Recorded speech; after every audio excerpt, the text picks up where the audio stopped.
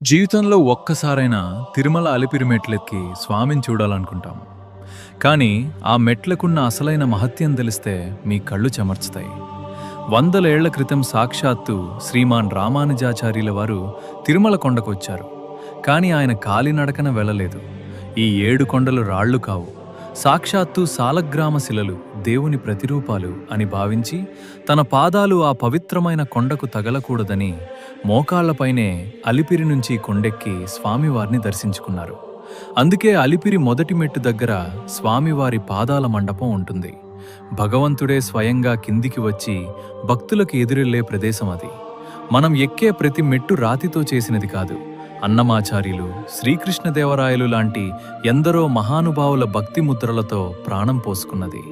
మోకాళ్ల పర్వతం దగ్గర భక్తులు ఇప్పటికీ మోకాళ్లపై ఎక్కేది ఆ రామానుజుల వారిని ఆదర్శంగా తీసుకునే. ఈ నిజం